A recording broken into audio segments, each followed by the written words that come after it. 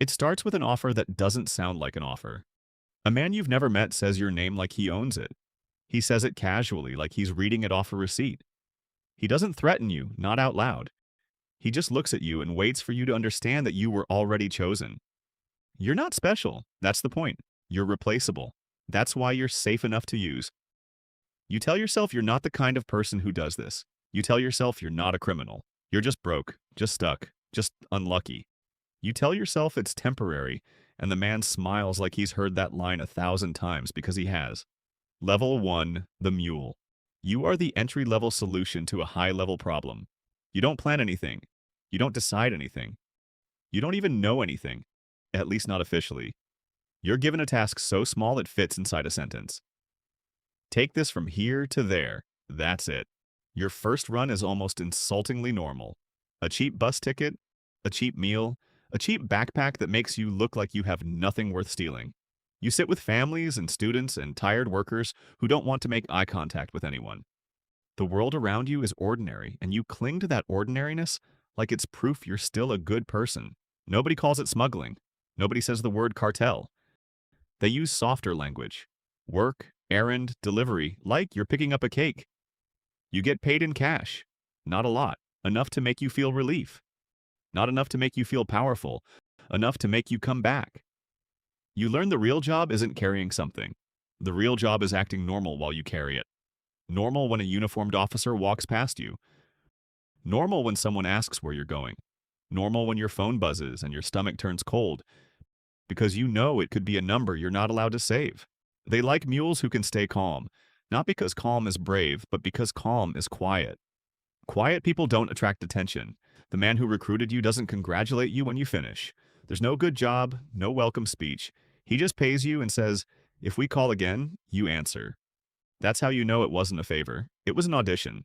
At first, you spend the money on responsible things. Bills, groceries, medicine, something for your mother, something for your kid. Something that makes you feel like you're fixing your life, not selling it. But money has a second effect, a quieter one. It rewires your imagination. You start thinking about what you could do if the money kept coming. What kind of apartment? What kind of car? What kind of life where you don't have to count coins at the register? You start thinking in if. The cartel loves if. If is how you climb. Your second run is different, not harder, just more personal. They don't hand you a package, they hand you a story. They tell you what to say if anyone asks questions, where you work, who you're visiting, why you're traveling. It's simple, believable, and practiced. The kind of lie that sounds like truth because it's boring, and you realize something that makes your mouth go dry. They didn't just choose you because you're desperate, they chose you because you're convincing. After the third run, you stop telling yourself it's temporary. You still tell yourself you can quit anytime, but you stop saying the word temporary because temporary implies an ending, and you can't see the ending anymore, not clearly. You learn the rules fast because the rules are written into consequences. Rule 1, don't ask names. Names create connections. Connections create cases. Cases create headlines. Rule 2, don't keep souvenirs. No texts, no photos, no just in case. Rule 3, don't get greedy. Greedy mules start freelancing, freelancers become examples. Rule 4, if something feels wrong, it is. And if you still do it anyway, you don't get to act surprised later. You meet other mules without ever meeting them. You see them in the waiting areas, in cheap motels, in convenience stores at strange hours. You recognize the same empty stare, the same too tight smile, the same posture of someone trying to look like they aren't afraid. Nobody talks. Everyone understands that friendliness is a risk. One day you don't get paid right away. You're told to wait. Waiting is how they measure you. It's how they teach you that time belongs to them now. Your schedule, your sleep, your appetite, those are privileges. And you sit there, hours passing, thinking about how easy it would be for them to disappear you if they wanted. Then the money comes, a little more than usual, not because you earned it, because they want you to feel relief. Because relief is addictive. You don't get promoted in a cartel the way you do in a company. There's no interview, no paperwork, no title change in an email signature. You get promoted when someone decides you're useful for a dirtier job. It happens after a run that goes almost wrong. Not a disaster, not a shootout. Just a moment where you see a uniform and your heart drops so hard you taste metal in your mouth. You walk away clean, but you don't walk away the same. That night, your phone buzzes. A message with no greeting. Next time, you won't be alone. You meet your new partner in a parking lot that smells like hot asphalt and cigarettes. He's older than you expected. Not old, but weathered. Someone with eyes that don't waste emotion. He doesn't introduce himself. He looks you up and down and says, "You're the new one." You nod. He says, "Don't talk." And you realize you've moved one step deeper without noticing the door close behind you. Level 2, the mover. Mules carry, movers manage. As a mover, you're still low level, still disposable, but you have a new responsibility. You're trusted with people, not just packages. You coordinate. You relay instructions. You make sure the mule doesn't panic, doesn't improvise, doesn't decide to be a hero or a fool. You become a babysitter for desperation. The hardest part isn't the logistics. The hardest part is watching a scared person talk themselves into it. You hear their excuses, the same ones you used. "I'm just doing this once. I don't even know what I'm carrying. I'm not hurting anyone." You let them talk because letting them talk makes them feel human. And because if they feel human, they cooperate. You also learn something uglier. The cartel doesn't just pay people, it studies them.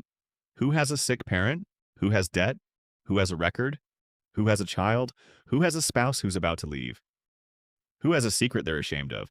They don't need to threaten everyone. They just need to know who can't afford to say no. And now you're part of that machine. Your cut is better, not life-changing, but noticeable. Enough that your wife stops asking why you're less stressed lately. Enough that your mother's medicine is always on time. Enough that your fridge isn't empty. Enough that you start thinking for the first time that maybe you can make this work. That's when you become dangerous to yourself. Because when you start believing you can make it work, you stop thinking about what it's making you into. It happens quickly, and that's what makes it stick. A mule you've worked with twice doesn't show up to the meeting point. No call, no message, just absence. Your partner, the older guy, doesn't get angry. He gets quiet. Quiet is worse. He makes a call you're not included in. He listens. He nods once. He ends the call. Then he says, "We're going to find out if he's stupid or if he's stealing." You say, "Maybe something happened." He looks at you like you're a child. That is something happening. You find the mule hours later. He's alive. That's the only good part. He's in a room with bare walls and a chair in the center, like someone tried to make it look official. Like they're playing courtroom. The mule is crying and talking too fast, promising he didn't do anything, promising he wasn't going to talk, promising he's loyal. The older guy listens for a minute, then steps forward and hits him once. Not out of rage, out of procedure. The mule collapses. The room goes silent except for the sound of breathing and the tiny, humiliating noises a person makes when they realize nobody is coming to save them. You don't move. You don't speak because you understand something in that moment that rewrites your future. This is not a job you can quit like a normal job. This is a world where the exit isn't a door. It's permission. And permission isn't given to people who know too much. After it's done, after the mule is left shaking, after apologies are accepted like toll payments, the older guy walks you outside. The night air feels too clean. He lights a cigarette and says, "You did good." You say, "I didn't do anything." He exhales smoke and smiles without humor. "Exactly." He looks at you and adds, "Next time you will." Your phone buzzes again before you get home. Another number, another message. Short, clean, final.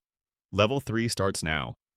And you already know what level 3 is because in this world, the next step after caring is enforcing.